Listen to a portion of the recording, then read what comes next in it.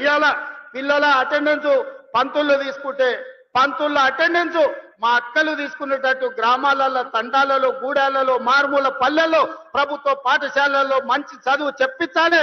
పేదల పిల్లలు డాక్టర్లు లాయర్లు ఇంజనీర్లు కావాలి.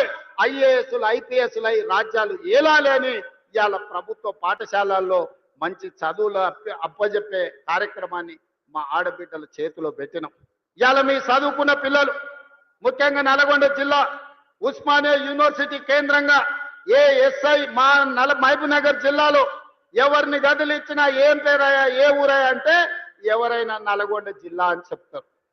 ఇవాళ ఎస్ఐలు కానిస్టేబుల్ ఇవాళ డిఎస్పీలు అంటే నల్గొండ జిల్లా కేంద్రం. ప్రభుత్వ ఉద్యోగ ఖాళీలు భర్తీ చేయక పెండింగ్ పెడితే 10 సంవత్సరాలు దిల్సుఖ్ నగర్ చౌరస్తాల్లో అశోక్ నగర్ చౌరస్తాల్లో అమీర్పేట చౌరస్తాల్లో ఏండ్ల కొద్ది కోచింగ్ సెంటర్ల చుట్టూ తిరుగుతుంటే నిరుద్యోగ యువకులు సంవత్సరం తిరిగే లోపల 60,000 ప్రభుత్వ ఉద్యోగ నియామక పత్రాలు ఎల్పి స్టేడియంలో అందించి దేశంలోనే రికార్డు సృష్టించిన ప్రభుత్వం కాంగ్రెస్ ప్రభుత్వం, ప్రజా ప్రభుత్వం. ఇవాళ ఈ వేదిక మీద నుంచి నేను మాటిస్తున్నా, 2.5 సంవత్సరాలు ఈ ప్రభుత్వం పూర్తి చేసుకునే లోపల 1,00,000 ప్రభుత్వ ఉద్యోగాలు ఇచ్చి 1,00,000 మంది నిరుద్యోగ యువకులను ఉద్యోగాలు కల్పించి వాళ్ళ కుటుంబం ఆత్మ గౌరవంతో బ్రతికే విధంగా ఉజ్వల భవిష్యత్తు అందించే విధంగా ఈ ప్రభుత్వం చర్యలు చేపడుతుందని చెప్పి నేను ఈ సందర్భంగా తెలియజేస్తున్న మిత్రులారా ఇవాళ ఆలోచన చేయండి. 10 ఏళ్ళు వాళ్ళ చేతుల్లోనే ఉన్నది. 20 లక్షల కోట్లు చంద్రశేఖరరావు చేతికి వచ్చినాయి. 1,00,000 కోట్లు పెట్టి కట్టిన కాళేశ్వరం ఇవాళ కూలేశ్వరం అయిపోయింది. కట్టింది కూలింది 3 ఏళ్ళని అయిపోయింది. వెనకట్టెవడో బుద్ధిమంతుడంట పందిరేస్తే కుక్కతో తలిగి కూలిపోయిందంట. చంద్రశేఖరరావు కట్టిన కాళేశ్వరం 3 ఏళ్లలో కూలేశ్వరం అయింది. నేను అడుగుతున్న ఇవాళ ఈడికి వచ్చిన వాళ్ళని ఇంజనీర్లను తెలంగాణ మేధావులను ఆలోచన చేయండి. 60-70 ఏళ్ల కింద మేము కట్టిన నాగార్జున సాగర్ ఎట్లుంది, మేము కట్టిన మూసీ నది ఎట్లుంది, మేము కట్టిన శ్రీశైలం ఎట్లుంది, మేము కట్టిన శ్రీరామ్ సాగర్ ఎట్లుంది, మేము కట్టిన కల్వకుర్తి ఎట్లుంది, భీమా ఎట్లుంది, నెట్టంపాడు ఎట్లుంది, కోయిల్ సాగర్ ఎట్లుంది, జూరాల ప్రాజెక్ట్ ఎట్లుంది. మాట్లాడదామా, చర్చ చేద్దామా? నాగార్జున సాగర్ కట్ట మీద మేం కట్టింది ఎట్లుందో మీరు కట్టిన మేడిగడ్డ సుందిల్ అన్నారం పోదమా? ఆడనే కూలిన కూలేశ్వరం కాడ మిమ్మల్ని ఉరి తీసిన తప్పు లేదు.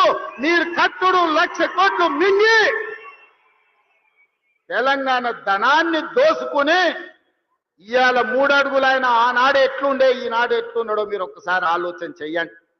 ఆనాడు గంజి కష్టం ఉన్న 3 అడుగులైన ఇవాళ బెంజ్ కార్లలో తిరుగుతుండే ఎక్కడి నుంచి వచ్చినావో మీరు ఒక్కసారి ఆలోచన చెయ్యండి.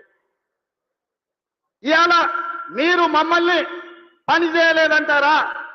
ఇవాళ తుంగతుర్తికి పెద్దలు ఉత్తమ్ కుమార్ రెడ్డి గారు చెప్పిండ్రు, దేవాదుల నుంచి ఇక్కడికి నీళ్లు తేవాలే ప్యాకేజ్ నెంబర్ 6 నుంచి అని ఈ వేదిక మీద నుంచి నేను మాట ఇస్తున్నా.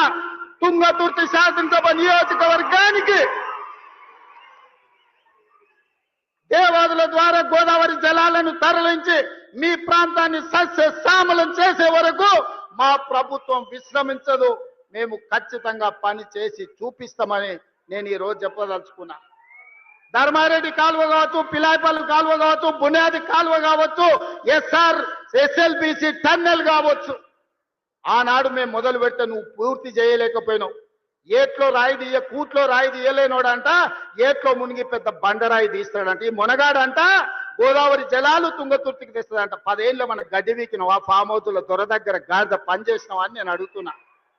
10 ఏళ్ళలో ఒక్క రోజున ఆలోచన చేసినవా? తులసి వనంలో గంజాయి మొక్కలాక ఆడొక్కడి గెలిచి ఏకలింగం ఏందేందో మాట్లాడుతున్నాడు. ఆ కాంగ్రెస్ పార్టీ కార్యకర్తలారా మీరే చూసుకోండి. ఆ ఏకలింగంను ఇవాళ ఈ నల్గొండ జిల్లా తులసి వనంలో ఒక గంజాయి మొక్క మొలిసింది. పక్కనే వచ్చేసారి కూకటి వేళ్లతో నా గంజాయి మొక్కను బీకే బాధ్యత మీదే అని చెప్పి నేను ఈ సందర్భంగా తెలియజేస్తున్నా. మిత్రులారా, తుంగతుర్తి కాంగ్రెస్ పార్టీ కార్యకర్తల గురించి ఎంతో చెప్పినా తక్కువే. ఆనాడు మందుల శామ్యుల్కు ఢిల్లీ టికెట్ ఇచ్చినప్పుడు కాంగ్రెస్ పార్టీ ఆశీర్వదించినప్పుడు మందుల శామ్యుల్ నేను అడిగిన పిలిచి ఎంత ఉందని 50 ఉంది సార్ అన్నాడు. మళ్ళీ ఎస్సనగదు ఉంది మందుల శామ్యుల్ దగ్గర బాగానే జమ చేసిండు అనుకున్నా. 50 అంటే అన్నా 50,000 ఉన్నాయి సార్ అన్నాడు. జేబులో 50,000 పెట్టుకొని తుంగతుర్తికి వస్తే 60,000 మెజార్టీతోని గెలిపించిన మీ రక్తాన్ని చెమటగా మార్చి సోనియమ్మ ఆశీర్వదించి పంపించిన మందుల శామ్యుల్ జేబుల్లో సోనియమ్మ పెట్టుకొని ఫోటో పెట్టుకొని వస్తే మీరు గుండెల్లో పెట్టి చూసుకొని భుజాల మీద మోసి ఈ రోజు 60,000 పైచిలకు మెజార్టీతోని ఇవాళ ఎమ్మెల్యేని చేసింది. మందుల శామ్యుల్ వాళ్ళందరినీ కుటుంబ సభ్యులు నీ సోదరు వాళ్ళందరినీ నువ్వు మంచిగా చూసుకోవాలి. వాళ్ళందరి కష్ట సుఖాలల్లో కలుపుకపోవాలి. ఓరికి బాధ ఉంటది, ఓరికి దుఃఖం ఉంటది, ఓరి కోపం ఉంటది, ఒకరికి ఆలోచన ఉంటది, ఒకరికి ఆశ ఉంటది. నువ్వు స్థానిక శాసనసభ్యుడివి, ఓపికతోనే అందరినీ కలుపుకపోవాలి. ఎందుకంటే ఆ ఎల్లా కేవలం సోనియమ్మ మాట మీద నిన్ను 60,000 మెజార్టీతో వీళ్ళే గెలిపించారు. వీళ్ళే భుజాల మీద మోసిన రాయల్ల సోనియమ్మని నమ్ముకొని ఇవాళ వాళ్ళని కడుపులో పెట్టి చూసుకోవాల్సిన పెద్దన్న బాధ్యత నీదే.